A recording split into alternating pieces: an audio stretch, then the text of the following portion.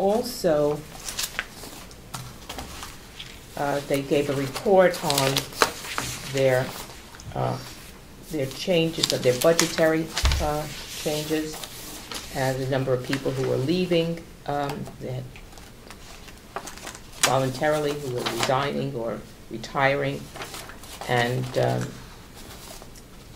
there's a question. There's some question about regionalizing the specialists, and as always, Representative Babson had some concerns about that issue, and I think that I don't want to speak for you, David. Did you feel comfortable with their answers regarding the regionalization? Well, I didn't get quite that it was regionalization, Commissioner, that they were talking about teams, which basically would be housed in the, they still want to keep 10 offices, and they'd be housed in these, within the offices, so basically the Commissioner's correct. They didn't call it that, but it certainly appeared to be regionalization. Yeah. And so that brings up the issue of who's paying for what, who's going to get the services, and I think there was some really ill feeling about the letter that came from John Pike, that it perhaps didn't present the information exactly as it. They talked about 23 people retiring, and they weren't, what was the word they used, Doc? Not critical employees, not, help me, Dottie, what was non-essential. Non-essential. They were non-essential, but the question came up, and if they're non-essential, why were they there to begin with? And then that led to a discussion about, with these teams, we'd get better educational help, and which kind of torqued me off, because I thought it was a slap in the face for people that are working there and do a good job, and I said so. And Ralph didn't like the situation in the letter, and I don't think it ended up very helpful. And poor Lisa Townsend, that's been just assigned to do this job, she really took some heat. And then they're going to, there's 3 dates which the university in their wisdom is going to tell, or is asking members of the different advisory boards to come to at least one of these meetings, so that they're going to tell, at that time, they can't tell us now, but they're going to tell us on the 15th and 16th and 17th of October what they're planning to do. And unfortunately, I can't make any of those. Huh? I can't make any of those, as it turns out.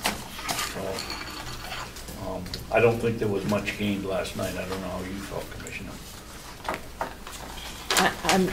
I'm ready to wait and see if they going to smooth out the edges. I'm ready to wait and give them some time to explain further. One of the questions when I brought it up, they're talking about getting all of this much better education. I said, well, Langham University, you haven't had a livestock expert here for 10 years. I mean, come on, don't tell us you're going to do all this and this, and you can't even see that you need a livestock educator. Well, I think the thing that appeared to me is university fluff, plus it's up in the air, so we'll find out in October exactly what's happening.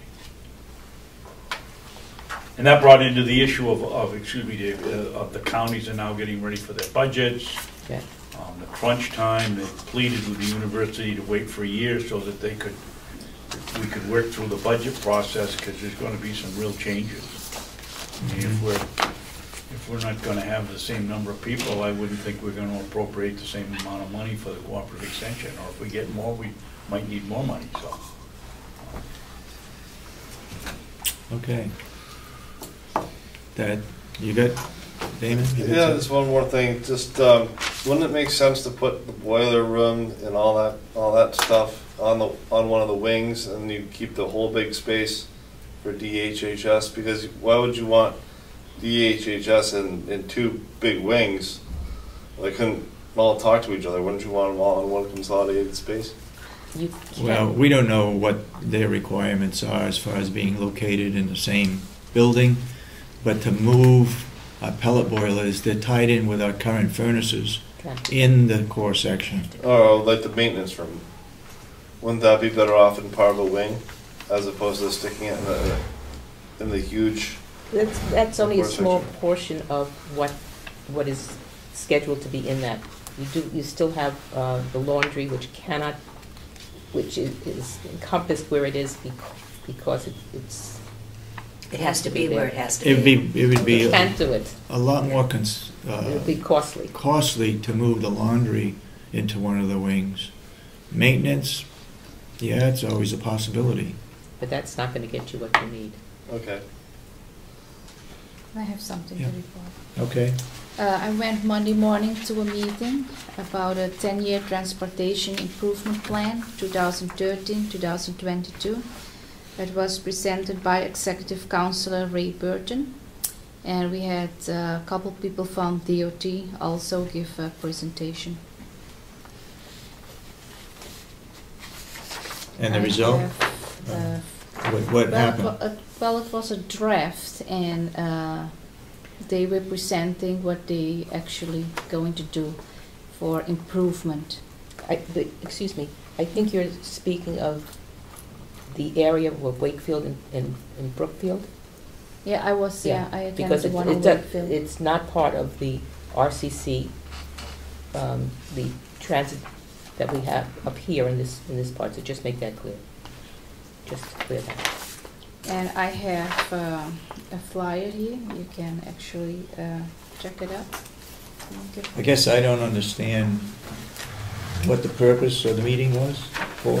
Oh, it was an improvement plan, what they're going to do about all the roads, regional traffic planning was in Okay. it. You have Okay. something to say? Do you I have- didn't go to it. I No, was here Ed. at the workshop. Ed, You have Ed, something to say? Since I'm part of Brookfield, I actually am one of the commissioners on the Stratford Regional Planning Commission. The area above Brookfield and Wakefield is the Lakes region.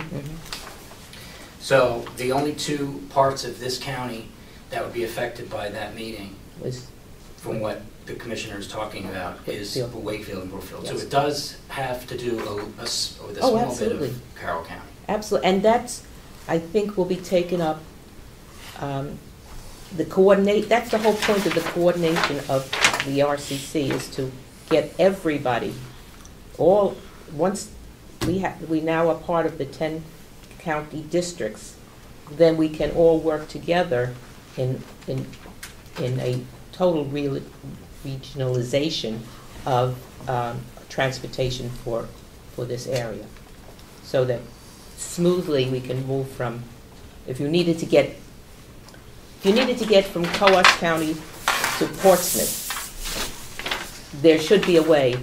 It doesn't, it's not one way, but you should have a way of getting from point A to point B. And that's what I think they're looking at, trying to make it a smooth operation. Any other comments?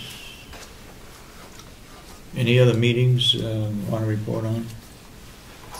I think so. If not, I would also say there's a question whether Robin Gordon will be here or not. It's a legal matter, and in checking, and didn't find out until this morning, with our insurance company, whether it was proper procedure for her to be at this meeting.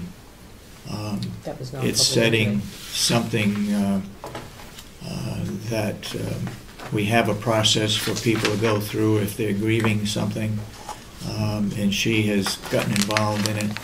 And our insurance company said that we should follow the procedure that we have in the county and not allow her to speak at our commissioners' meetings. So they're in contact with each other. We're supposed to know one way or the other whether she'll be here or not.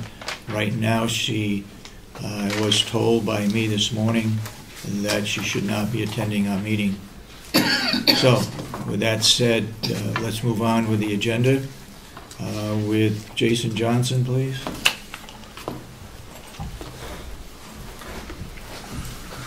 Morning, Commissioners. Good morning. Sorry, I left my population report on my desk. My apologies. Okay. I'll get that right over to you. Current population this morning, 57 in-house, 1 weekender, 8 transfers, 2 out on electronic monitoring, 19 on pretrial release, total population of 87. Took in 22 inmates last week, 8 were repeaters, 24 were released. Repeater charges, 1 came in for a KPS, booked 4 times in 4 years. 1 for operating after suspension, booked 4 times in 7 years. 1 for an administrative transfer, booked 2 times in 2 years. 1 for protective custody, booked 12 times in 17 years. 1 for a KPS, booked 7 times in 2 years. 1 for operating after suspension and an electronic bench warrant, booked 22 times in 5 years. 1 for a KPS, booked 4 times in 3 years. 1 for an electronic bench warrant, a KPS, possession of drugs ×2, criminal threatening, booked 7 times in 9 years. On Friday, we need to send Before in... you go any further, it still bothers me, all these repeats.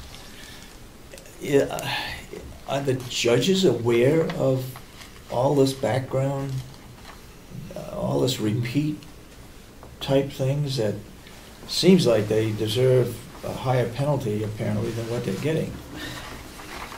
And I can only imagine that when they're doing the prosecution, that the the prosecutors look at the criminal histories and make recommendations based on the criminal histories. 22 times. Okay, 5. Oh, 5. 5. go ahead, I'm sorry. On Friday, we needed to send an inmate out due to a medical emergency. Inmate was hospitalized for a period of 5 days, returned yesterday. Sunday, I needed to send somebody out as well. Inmate was treated and returned at the facility. I sent one to the New Hampshire State Prison last Friday due to a housing issue. Took one in from Stratford County on an administrative transfer because they had a housing issue with this individual, and the same applied for one from Sullivan. I swapped an inmate that I had sent up to Coos County last week. I had swapped that person out and put another person up there. Captain Fowler and Sergeant Phillips had a presentation last week by a company called Ed Options, and apparently the same company provides a GED program through the adult education. They came in about $5,000 cheaper than Plato, and the nice part about it is there's a couple of nice parts about them. One, they're out of Massachusetts, so they're a lot closer than Plato was. Furthermore, once an inmate comes into the facility and they start the GED program and they get released for whatever reason, they make bail, their sentence is up, what have you, they can go back into the same program through Conway Adult Ed and pick up where they left off. Mm-hmm. Or I would imagine likewise, if they're enrolled and they get arrested and they come in, they can continue where they were. Looking to go into a contract with them, spend about $5,000. After moving the $10,000 that I requested last week, I still have $16,000 available in that line. 16. 16. So I'd like to bring them in, and I can have a contract for you for next week. Okay. Excuse me, which contract are you talking about? The one for the position and the assistant? With GED? No, GED company. Oh, okay. Yeah, this company is called Ed Options, Okay. and apparently they're more user friendly than Plato was, and a lot less expensive. My question would be, we're taking money out of inmate programs. What are we losing in inmate programs? We took $10,000 out. Right. Now we're going to take $5,000, which belongs in that category. Mm-hmm. But what was planned for that 16,000, was it? I have 16,000 in there now. After moving the 10,000 out. Right. So the remainder would be for substance abuse, if I can enter into a contract with McNorthern to provide substance abuse counseling and that type of those type of classes. Does the culinary arts program come out of that, or did they abandon it? Yeah, I mean, we stopped that. Okay. I just have one question before I forget anyway. You said that one of the inmates went to the hospital and had to be there for 5 days. Yes, ma'am. In those 5 days, was there a deputy or somebody with them watching? One of our corrections officers was there. So 5 days, a correction officer spent 5 days in the hospital? Yes. Mm-hmm. 24 hours a day. Correct. So it's not just one? Right.